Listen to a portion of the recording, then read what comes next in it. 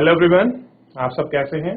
मैं उम्मीद करता हूं कि बहुत अच्छे होंगे और अपनी पढ़ाई को बहुत अच्छे से कर रहे होंगे। मैं Aakash Kumar Bhadana ICT virtual classroom में आपका बहुत बहुत स्वागत करता हूं मेरे प्यारे बच्चों। जैसा आपको पता है कि हमारी 8th क्लास है और 8th क्लास में हम लोग देख रहे हैं आपका पॉलिटिकल साइंस की बुक है और इसमें हम लोग चैप्टर नंबर 3 को पढ़ रहे हैं। एक लेक्चर अभी तक हमारा हो चुका है और हम इसमें बात कर रहे थे हमें संसद क्यों चाहिए। इसके विषय में हम लोगों ने एक एक करके सारी चीजों को बहुत अच्छे से पढ़ा और देखा समझा। पहले हम रिवीजन का जो अपना प्रोसेस है हम उसको प्रारंभ करेंगे, देन उसके बाद हम लोग अपने चैप्टर को आगे चलाएंगे। क्लियर है? तो कल जितने बच्चों ने अगर कुछ भी घर जाकर आपका रिवीजन किया है, आपका पढ़ा है और कोई चीज उसमें से अगर आपको समझ नहीं आई है मेरे प्यारे बच्चों, तो आप मुझसे लाइव जुड़कर चैट के माध्यम से आप अपनी क्वेरी को, आप अपने प्रश्न को, अपने डाउट को मुझसे पूछ सकता है। कोई भी स्कूल का कोई भी बच्चा, अगर किसी का कोई अपना प्रश्न है तो जो हमने पढ़ा था उसमें अगर कोई आपकी क्वेरी है तो आप पूछ सकते हैं। सिस्टम के माध्यम से हैंड रेज करें और अपने प्रश्न को पूछें, नहीं तो हम चलते हैं सीधा आगे अपने चैप्टर की तरफ।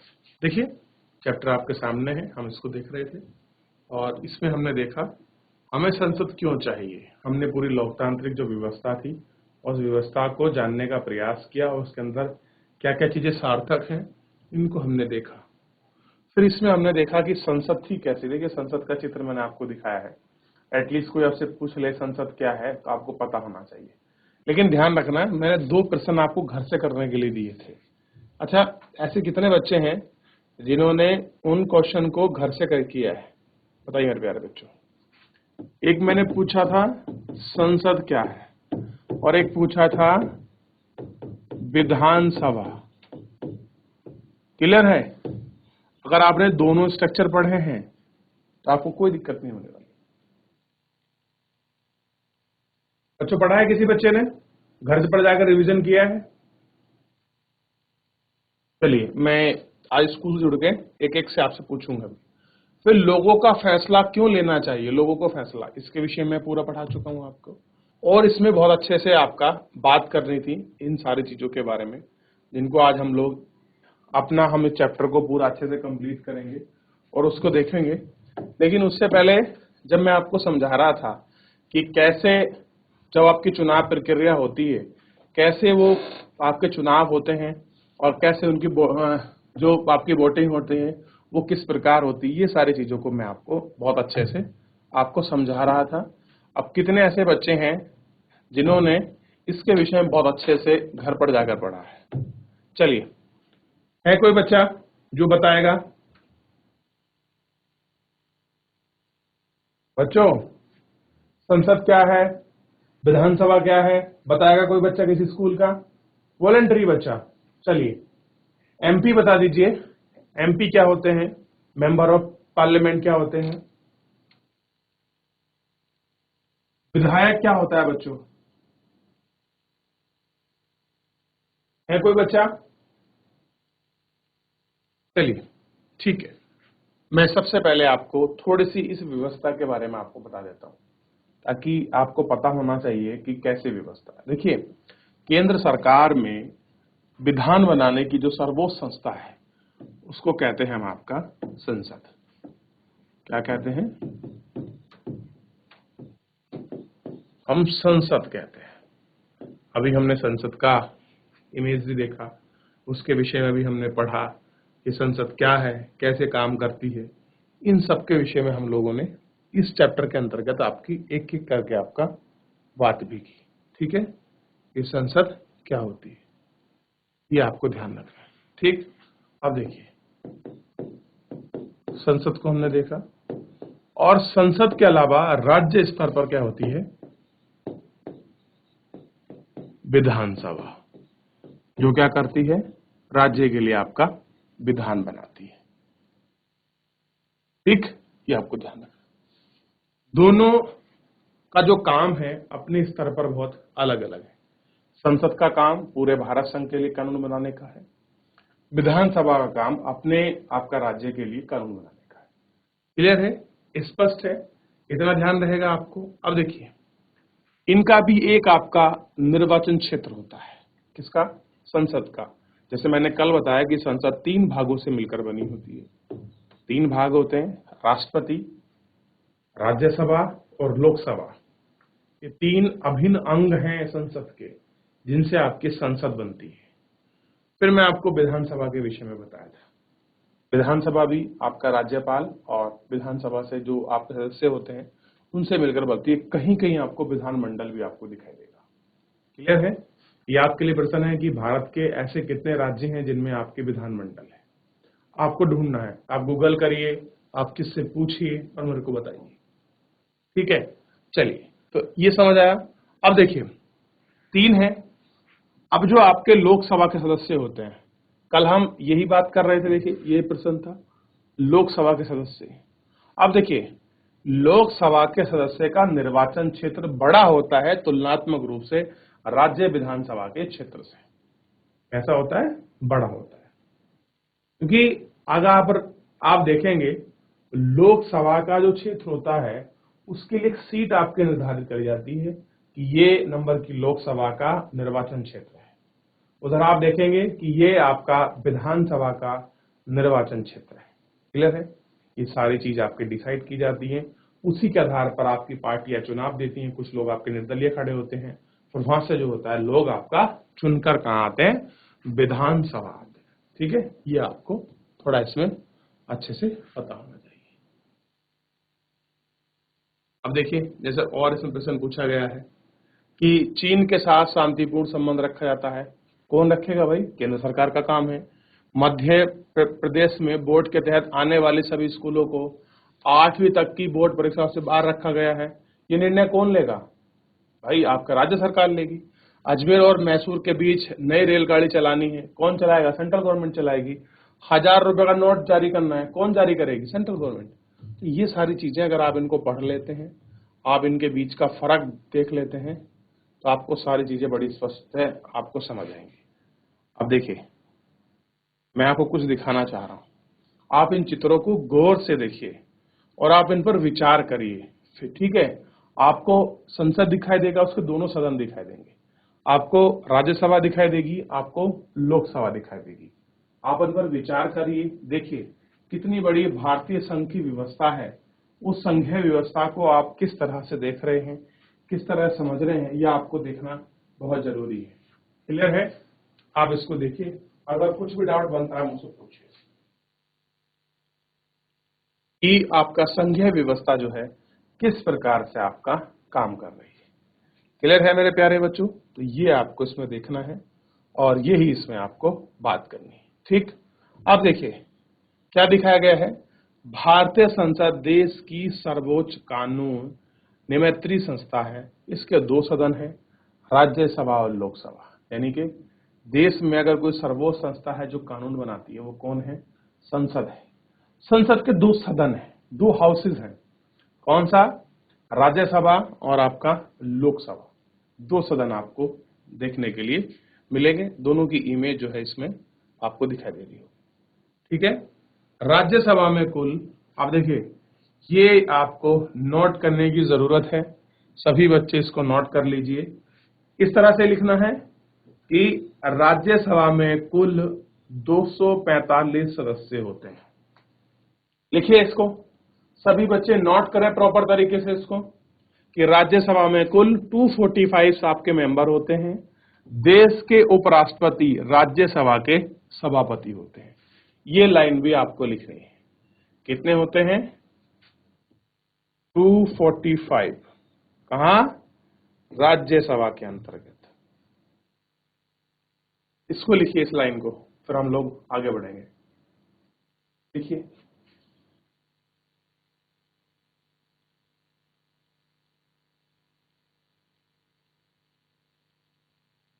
दूसरे देखिए बच्चों, इसी में लोकसभा के कुल सदस्य 545 सदस्य होते हैं।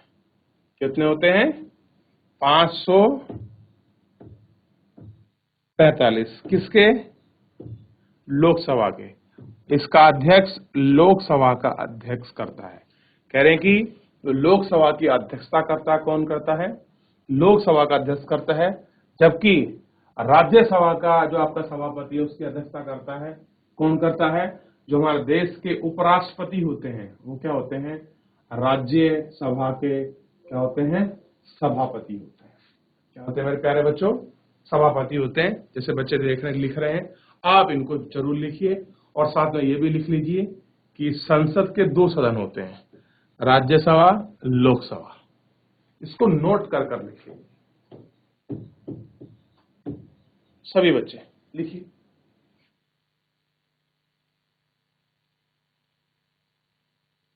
कितने बच्चों ने लिखा है? हाथ खड़ा कीजिए जिन बच्चों ने लिख लिया है। बहुत अच्छे। एक बच्चे ने एक पीछे से लिखा है, हाथ खड़ा कर रहा है। बहुत अच्छी बात, बहुत बढ़िया। मतलब ऑलमोस्ट बच्चे कर चुके हैं। चलिए 30 सेकंड और देता हूं, आप अच्छे से देख लीजिए, कोई आपकी मिस्टेक ना हो। आप इनको लिख लीजिए और सभी बच्चों को ये नंबर याद होना चाहिए कि राज्यसभा में कितने मेंबर हैं? 245, 245, ठीक है। और आपके लोकसभा में कितने हैं? 5, आपका 45, यानी कि 545 है। क्लियर है? ये नंबर जो है आपको याद होना चाहिए सबको, ठीक है। याद रहेगा, क्या होना चाहिए? याद होना चाहिए। और दूसरा ये देखना है कि देश के जो उपराष्ट्रपति हैं, क्लियर है, वो क्या है? राज्यसभा के सभापति, जबकि लोकसभा के अध्यक्ष कौन होते हैं? लोकसभा के जो अध्यक्षता करते हैं। ये आपको जानकार रखनी है। और दूसरा इमेज आप लोग देख ही रहे हैं मेरे प्यारे बच्चों, देखिए ये आपके सदन की फोटो है। ये दोनों आपके सदन हैं, क्लियर है, लोकसभा, राज्यसभा, और उसके ऊपर आपकी संसद है। और आपको कभी मौका मिले तो आप जाइएगा संसद भवन को देखने के लिए।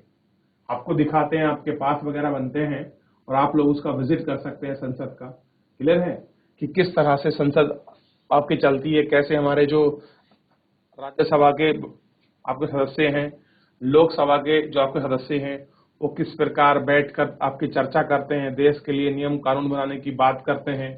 क्लियर है? ये सारा आपको संसद में दिखाई देगा। बहुत सारी आपको म्यूजियम चीजें मिलेंगी और बहुत सारे संग्रहालय हैं जहां पर आपको बहुत सारी जो नॉलेज है वो आपको मिलेगी। क्लियर है? ये आपको देखना है। तो मेरे प्यारे बच्चों को सबको इतना समझ आया ना? अगर समझ आया एक बार हाथ खड़ा कर दीजिए। चलिए बहुत अच्छे, हाथ नीचे कर लीजिए। अब बच्चों हम लोग आगे बढ़ते हैं और थोड़ा सा हम लोग इसमें जानने का प्रयास भी करेंगे, जो और बहुत सारी चीजें हैं। देखिए और चीजें क्या हैं? संसद की भूमिका पढ़ते हैं। आखिर में संसद की क्या भूमिका है और संसद हमारे लिए क्यों जरूरी है। देखिए जब तक हम किसी चीज की भूमिका के विषय में नहीं पता चलेगा, आप लोग स्कूल में आते हैं तो आपके स्कूल की क्या भूमिका है, तो आप कहेंगे सर हमारे स्कूल की भूमिका हमको एजुकेशन दे रहा है, हमको शिक्षा दे रहा है, हमारे जीवन में शिक्षा का साक्षरता होगी और हम लोग सार्थक बनेंगे और हम अपने जीवन में कुछ आप कर पाएंगे, इसलिए हमारे जीवन में स्कूल का बहुत महत्व है। आप उसकी भूमिका बता सकते हैं, उसके विषय में बता सकते हैं। तो ऐसे ही हम लोग आपके संसद को देखेंगे। देखिए आजादी के बाद गठित की गई भारतीय लोकतंत्र के सिद्धांत में भारतीय जनता की आस्था का प्रतीक है। ध्यान दीजिए, क्या है? आजादी के बाद गठित की गई भारतीय संसद लोकतांत्रिक सिद्धांत में क्या है बच्चों? भारतीय जनता के आस्था का प्रतीक है। ये क्या है? हमारी आस्था है। और हम क्या कहते हैं कि लोकतंत्र का मंदिर कौन है? तो आप कहेंगे लोकतंत्र का मंदिर है संसद। क्या है? लोकतंत्र का मंदिर बच्चों संसद है। हमारी आस्था का प्रतीक है। हमारे सिद्धांत, हमारे विचार, हमारी बुनियादी अगर कुछ है, और लोकतंत्र में जो आपका समाहित है वो क्या है? आपका संसद है। क्लियर है? सब लोगों को समान अधिकार, समान रूप से रहना, धर्म विचरण करना, आजादी, हर चीज इस संसद ने हमको प्रदान की है। ठीक है? अब देखिए ये सिद्धांत है निर्णय प्रक्रिया जनता की हिस्सेदारी और सहमति पर आधारित शासन है। कह रहे कि जो भी हम लोग निर्णय लेते हैं, जो भी हमारा शासन चलता है, वो सबकी हिस्सेदारी से है, जनता की सहमति के आधार पर ही आपका शासन चलता है। अब देखिए पूरे देश से ही राज्यसभा और लोकसभा के सदस्य चुने जाते हैं। वो सदस्य चुनने के बाद क्या होते हैं? संसद में बैठकर किसी कानून पर आपकी चर्चा करते हैं और चर्चा करने के बाद क्या होता है? एक देश के लिए एक अच्छा और सुलभ कानून बनाते हैं। क्लियर है? ताकि किसी भी व्यक्ति की आजादी या कोई भी किसी प्रकार का उसका हनन नहीं होना चाहिए। इस तरह से संसद में कानून बनते हैं। हमारी व्यवस्था में संसद के पास महत्वपूर्ण शक्तियां हैं, क्योंकि यह जनता का प्रतिनिधित्व करती है। क्या करती है? जनता का प्रतिनिधित्व करती है। कोई आपसे पूछ ले कि जनता का प्रतिनिधित्व कौन करती है, तो आप कहेंगे जनता का प्रतिनिधित्व करती है संसद। क्या करती है? संसद। क्लियर है? और संसद की अगर हम लोग बात करें कि जो संसद की पूरी शक्ति है वो किसके पास है, देखिए अगर हम शक्तियों की बात करें तो शक्तियां किसके पास है, तो आप कहेंगे जनता में निहित है। कैसी है? जनता। क्योंकि जनता ही क्या करती है आपका, जिसमें लोकसभा में जो आपके सदस्य बैठते हैं उनको चुनकर भेजती है। राज्यसभा में जो आपके सदस्य आते हैं, भले ही जनता उनको सीधा ना चुनती हो, लेकिन जनता के प्रतिनिधि उनको चुनते हैं। क्लियर है? तो सीधा या प्रत्यक्ष रूप से या अप्रत्यक्ष रूप से शासन कौन कर रही है? जनता कर रही है। क्लियर है? किसकी हिस्सेदारी है? जनता की हिस्सेदारी है। किसकी सहमति है? जनता की सहमति है। इसी के आधार पर हमारे देश में शासन चलता है। यहाँ कोई व्यक्ति अपनी मनमानी नहीं कर सकता, क्योंकि लोकतांत्रिक प्रक्रिया है। किसी की तानाशाही नहीं चलेगी, किसी की मनमानी नहीं चलेगी। देश का कानून भारतीय संविधान के अनुसार ही चलेगा। क्लियर है? ये आपको ध्यान रखना है। आगे देखते हैं। लोकसभा के लिए उसी तरह चुनाव होते हैं जिस तरह राज्य विधानसभा के लिए चुनाव होते हैं। आमतौर पर लोकसभा के लिए हर 5 साल में चुनाव कराए जाते हैं, जैसा कि प्रश्न संख्या 41 पर दिए गए नक्शे में दिखाया गया है। देश को बहुत सारे निर्वाचन क्षेत्र में बांटा गया है। प्रत्येक निर्वाचन क्षेत्र से एक व्यक्ति को संसद में भेजा जाता है। ध्यान देना है, हमारे पास क्या है, आपके प्रॉपर निर्वाचन क्षेत्र हैं। ठीक, उन निर्वाचन क्षेत्र से ही क्या होता है, प्रॉपर एक निर्वाचन क्षेत्र को चुना जाता है और उसमें क्या होता है, तो सांसद है उनको भेजा जाता है। ये आपको ध्यान रखना है। चुनाव लड़ने वाले उम्मीदवार आमतौर पर विभिन्न राजनीतिक दलों के सदस्य होते हैं। कह रहे जो लोग आपका चुनाव लड़ते हैं वो अलग अलग आपकी पार्टी के हो सकते हैं। अब देखिए, मान लीजिए कोई भी एक विधानसभा हो या कोई आपका संसदीय क्षेत्र हो, हर जगह से आपके मेंबर चुने जाते हैं। और देखिए, जब आपके बहुत सारे लोग खड़े होते हैं तो जनता आपका वोटिंग करती है। क्लियर है? ऐसे नहीं कि अपनी मनमानी से किसी को कोई भेज सकता है, नहीं। जनता क्या करती है, वोटिंग करती है। जो वोट जिसको सबसे ज्यादा प्राप्त होते हैं वो बहुमत प्राप्त करता है, और बहुमत प्राप्त करता है तो आपका जीत जाता है, और उस निर्वाचन क्षेत्र से वो विधायक सांसद आपका बन जाता है और जनता का प्रतिनिधित्व करता है। क्या करता है? जनता का प्रतिनिधित्व। कोई सांसद या एमपी या कोई विधायक ये नहीं कह सकता कि आपने मुझे वोट नहीं दिया तो मैं आपका प्रतिनिधित्व नहीं करूंगा। ऐसा नहीं है, क्योंकि जो हमारे यहाँ वोटिंग होती है वो भी गुप्त प्रणाली के तहत होती है। किसी को आप अपना वोट दिखाकर नहीं दे सकते। आप गुप्त रूप से मतदान करते हैं और जो व्यक्ति जीतता है वो उस क्षेत्र के आपका प्रतिनिधित्व करता है, और वहां की जनता के लिए, उस क्षेत्र की जनता के लिए वो आपका रिस्पॉन्सिबल है, वो जिम्मेदार है। क्लियर है? ये आपको ध्यान रखना है। ठीक, चलिए, तो यहां तक जितना हमने पढ़ा, इसमें कोई दिक्कत, कोई चीज आपको समझ नहीं आई हो, आपको कुछ पूछना हो तो आप मुझसे पूछ सकते हैं। कुछ आपको बताना हो आप मुझे बता सकते हैं। सारे माध्यम आपके पास खुले हैं, क्योंकि दो पक्षीय आपकी वार्ता है हमारी। मैं कुछ बताऊं, कुछ आप मुझे बताओ, मैं भी आपसे सीख लूं। तो इस तरह से कुछ भी अगर आपका डाउट है या कोई आप कुछ बताना चाहते हैं तो आप मुझे बता सकते हैं। कोई चुनाव के दौरान किया गया आपका एक्सपीरियंस, कोई आपने कुछ चीज को स्टडी किया हो, आप उसको मेरे को बता सकते हैं। मेरे प्यारे बच्चों, कोई भी स्कूल का कोई भी बच्चा अगर किसी का कोई डाउट है तो क्लियर है, ध्यान रहेगा इतना, एक बार देख लीजिए आप लोग 30 सेकंड के लिए। कुछ डाउट बनता है तो आप मुझसे पूछिएगा जरूर। देखिए एक बार बच्चों, 30 सेकंड है आपके पास।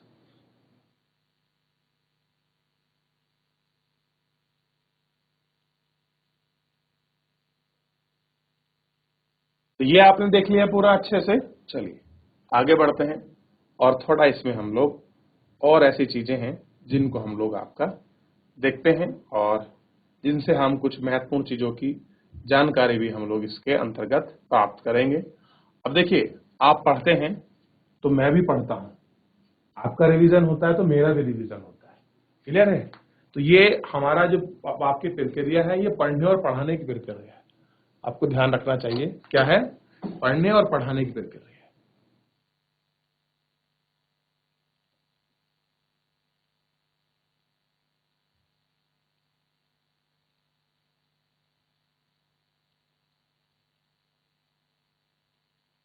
अब देखिए, गौर करिए आप सबसे पहले।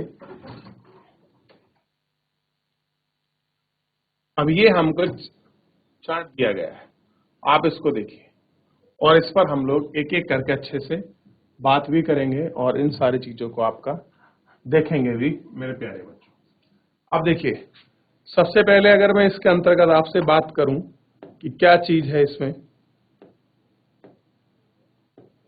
देख लीजिए। इसमें दिया गया है कि 17वीं लोकसभा के चुनाव का परिणाम 2019, कि 2019 में जो आपकी 17वीं लोकसभा हुई थी, और ये कौन सी लोकसभा चल रही है बच्चों? अगर ये 2019 में 17वीं थी तो अब कौन सी होगी बताइए, कौन सी है? अरे 19, 20, 21, 22। चलिए, ये आपके लिए होमवर्क रहा कि वर्तमान में कौन सी है। चलिए अब देखिए, इसमें है दिए गए हैं राजनीतिक दल और है निर्वाचित सांसदों की सदस्य, कि आम भाषा में समझिए कि ये राजनीतिक पार्टी के नाम हैं और उन्होंने लोकसभा में कितनी सीटें जीती या उनके लोकसभा में कितने मेंबर आए, ये आपको दिखाई देगा। अब देखिए, लिखा है भारतीय जनता पार्टी, जिसको हम कहते हैं भाजपा। क्या बोलते हैं? भाजपा। तो भाजपा की कितनी सीट आई हैं? 303 सीट आई है। क्लियर है? और हमने लोकसभा में टोटल सीट कितनी देखी थी बच्चों? 545। यही देखी थी, याद है आपको? ठीक है ना, यही थी ना 545। चलिए आगे देखते हैं। अब देखिए, इंडियन नेशनल कांग्रेस, जिसको हम कांग्रेस पार्टी कहते हैं हम रूप में, कितनी है इसकी सीटें? कितनी आई? 52। अब देखिए, डीएमके आपका द्रविड़ कांग्रेस है, ये भी इसका देखिए। ऑल इंडिया जो आपकी तृणमूल कांग्रेस थी, इसकी कितनी सीटें आई? 22। शिवसेना की कितनी आई? 18। जनता दल की कितनी आई? 16। बीजू दल कितनी आई? आपका 12। बहुजन समाज पार्टी कितनी सीट आई? 10 है बच्चों, ठीक है। और लोक जनशक्ति पार्टी कितनी आई? 5। निर्दलीय कितने सांसद बने? 4। और ऐसे करके आपके बहुत सारे आए, इस तरह से किसी की एक एक सीट निकली और कुल मिलाकर आपके मेंबर कितने चुने गए? 543। तो अब आपको एक नोट लिखना है। क्या लिखना है? नोट। नोट ये लिखना है कि 545 लोकसभा सदस्यों में 543 यानी कि 543 का ही निर्वाचन होता है। कितना होता है? ध्यान दीजिए, यहां लिख देता हूं, कितनों का ही निर्वाचन होता है। तो आप कहेंगे सर 2 कहां चले गए? भाई जब इनको 2 को ऐड करेंगे तब ये आपका तभी तो बैठेगा 545। क्लियर है? 545। अब कितना बैठ रहा है? 543। ये चुन के आए हैं, ये नंबर आपको दिखाया गया टोटल। तो 2 सदस्य कहां चले गए? जबकि आपने बताया कि लोकसभा में तो कुल कितने हैं? 545 बाप सदस्य हैं। तो देखिए, जो 2 सदस्य होते हैं, 2 सदस्य को राष्ट्रपति आंग्ल सदस्य चुनता है। एंग्लो इंडियन जो होते हैं उनको राष्ट्रपति चुनता है 2 सदस्य को। क्लियर है? ये आपको ध्यान रखना है लोकसभा के अंतर्गत। तो 545 में से 543 का ही आपका निर्वाचन होता है। आप इसको लिख लीजिए, नोट कर लीजिए, बहुत इंपॉर्टेंट है। ये बारीकी नहीं पता होती है, बच्चे चाहे 12th पास कर लें, चाहे आप ग्रेजुएशन कर लें, लेकिन ये बारीकी नहीं पता होती है, आपको पता होनी चाहिए कि 545 में से आपके 543 का निर्वाचन होता है, जबकि 2 को राष्ट्रपति चुनते हैं, मनोनीत करते हैं। ऐसे लिखिए। मोहित लिख लीजिए या आप लिख लीजिए कि राष्ट्रपति उनको चुनते हैं। लिखिए फटाफट।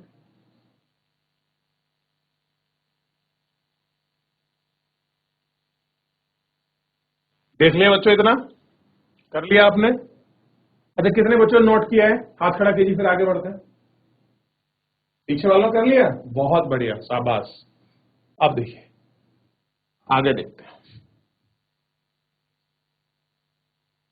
चलिए, मेरा एक प्रश्न है बच्चों आपसे, छोटा सा, और ये प्रश्न आपको खोज कर लाना है कि भारत का कौन सा ऐसा राज्य है जिसमें लोकसभा की सीट या सदस्य संख्या की सीट सर्वाधिक है? बताइए आप मुझे कि भारत का कौन सा ऐसा राज्य है जहां पर आपका लोकसभा की सबसे ज्यादा सीटें हैं। और दूसरा प्रश्न यह है कि हमारे उत्तराखंड में लोकसभा की कितनी सीट है? लिख लीजिए। उत्तराखंड में देखना है कि लोकसभा की कितनी सीट है। लिख लीजिए, क्या है?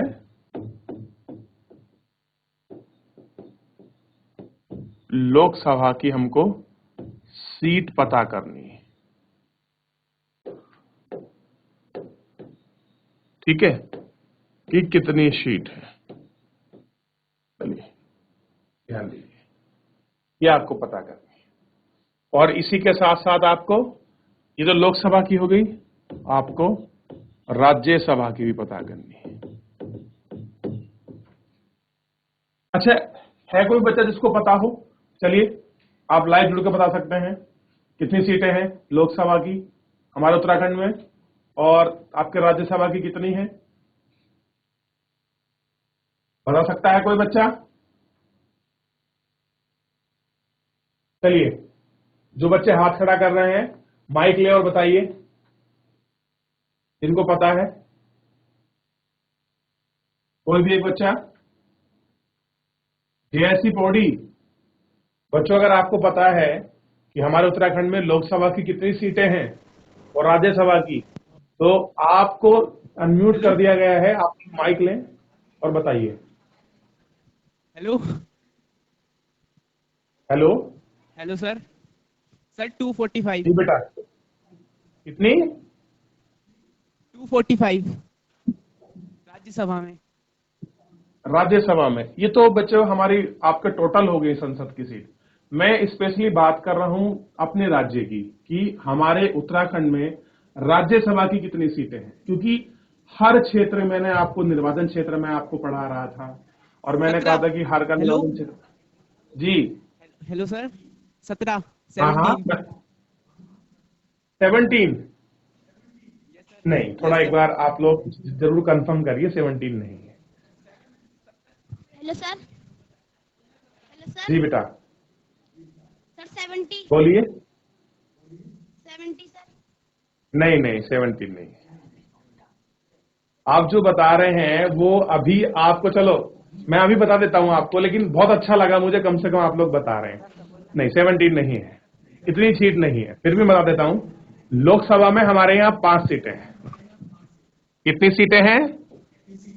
5। लिख लीजिए कि उत्तराखंड में लोकसभा की 5 सीटें हैं। बहुत अच्छा लगा मुझे, कम से कम आप लोग जुड़े, आपने बताया, पार्टिसिपेट किया, ये बहुत बड़ी बात है। देखिए, जब तक हम लोग बताएंगे नहीं, हमें कैसा पता लगेगा कि हम गलत कह रहे हैं सही कह रहे हैं?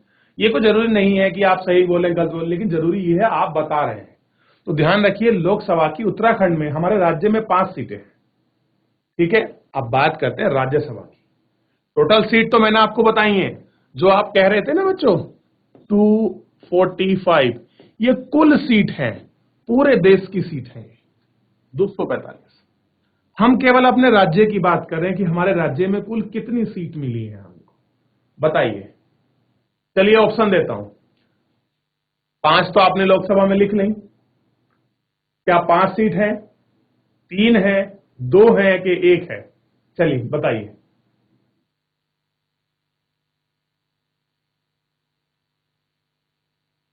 चलो पहले आप सबसे पहले ये लिख लीजिए कि मैं अभी बताता हूं इसको, कि उत्तराखंड में लोकसभा की 5 सीटें हैं, ठीक।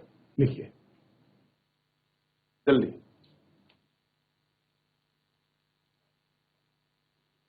हो गया। अब देखिए, बात करेंगे राज्यसभा की। तो राज्यसभा में हमारे यहां 3 सीटें। कितनी है? 3 सीटें।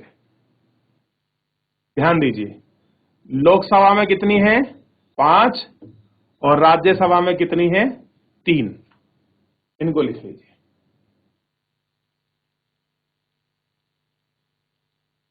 देखिए, ये पता होना बहुत जरूरी है। मैं ऐसा देखता हूं कि जो बच्चे आपका 12th कर लिए, ग्रेजुएशन कर लिए हैं, वो भी नहीं बता पाते कि हमारे यहाँ लोकसभा की कितने सीटें हैं और राज्यसभा की कितनी सीटें हैं। एक बच्चा 70 सीट का जिक्र कर रहा था कि 70, हमारे यहाँ 70 सीट हैं, लेकिन ये 70 सीट लोकसभा राज्यसभा की नहीं है, ये हमारे यहाँ विधानसभा की सीटें हैं। किसकी है? विधानसभा की। ये आपको ध्यान देना है। कितनी है? विधानसभा।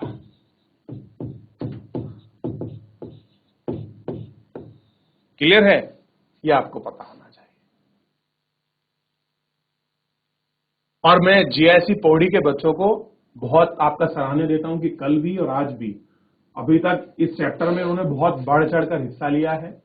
और इस तरह से अगर वो आपका पढ़ते रहेंगे, अपनी हिस्सेदारी करते रहेंगे, मैं उम्मीद कर रहा हूं कि वो बहुत अच्छे से अपने चैप्टर को रिवीजन करेंगे। तो एक बार जेएससी पौड़ी के लिए मेरी तरफ से आपका क्लैपिंग है बच्चों। बहुत बढ़िया, शाबाश आपका सभी बच्चों को। आप इस तरह से जुड़े रहिए, इस तरह से ही अपना पार्टिसिपेट करते रहिए क्लास में। तो मेरे प्यारे बच्चों, आज के लिए इतना ही। और एक क्वेश्चन मैं आपको होमवर्क के रूप में दे रहा हूं कि भारत के किस राज्य में सबसे ज्यादा लोकसभा और आपकी राज्यसभा की सीटें हैं। आप मुझे कल प्लीज जरूर बताइए। आप गूगल करिए, आप किसे पूछिए, लेकिन कल आपको बताना है। तो फिलहाल आज के लिए इतना ही। मिलते हैं नेक्स्ट लेक्चर में। तब तक अपना ध्यान रखिए, स्वस्थ रहिए और अपनी पढ़ाई को बहुत अच्छे से करते रहिए। मुझसे जुड़ने के लिए आपका बहुत बहुत धन्यवाद।